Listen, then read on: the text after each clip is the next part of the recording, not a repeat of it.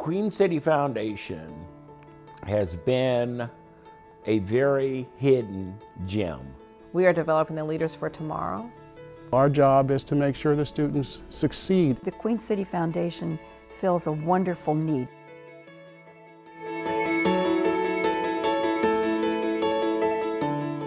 The Queen City Foundation was formed in the 1960s when the civil rights movement was going on. There were a number of philanthropists in Cincinnati who got together and said that one of the things that we can do to change the conditions that African Americans and others who have been systematically excluded from the system of government, the system of opportunity that this great country of ours offers, is to try and find and educate their students, their kids.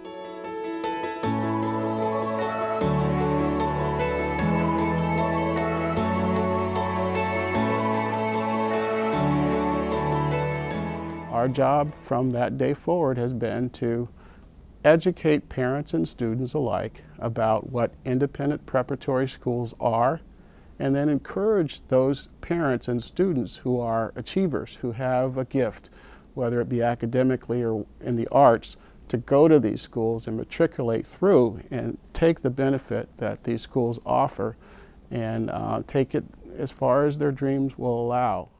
We have 7 local schools. We have Cincinnati Country Day, Summit Country Day, Seven Hills, Cincinnati Hills Christian Academy, Ursuline, St. Ursula, and St. X. Then we have approximately 15 to 20 schools across the country that attend our independent school fair and is a part of the process. Our graduation rate is very high. Retention is very high because of our student services portion of Queen City Foundation.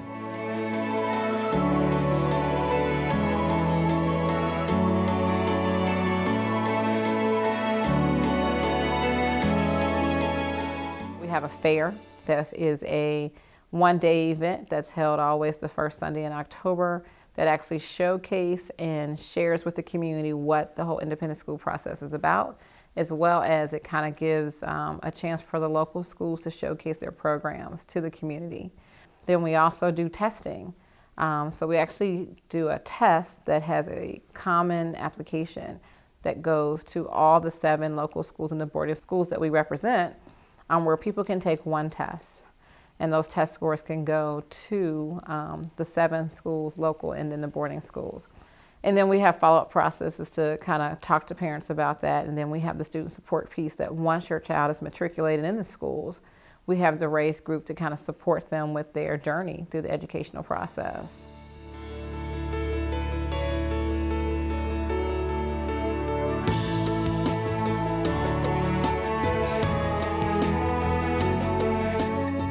Our students going into these independent schools, where they're probably only 5 to 10% minorities, not only benefits them, but it benefits the whole school. The Queen City Foundation was a wonderful portal for us to increase our number of minorities. Supposedly the #1 school in the country, the #1 prep school in the country, is Phillips Exeter, Exeter, New Hampshire. The first and only African American senior class president is one of my students from Cincinnati. St. Xavier High School, the first and only senior class, African American senior class president of St. X, one of my students. We have a very fine track record of graduating nearly 100% of our students who go on to some of the most prestigious universities and colleges in the country, and then some even go on to professional schools. So we have doctors, we have lawyers, we have people who are studying in the arts, and scientists and research who all are doing a very fine job of becoming professionals, but also giving back to the community.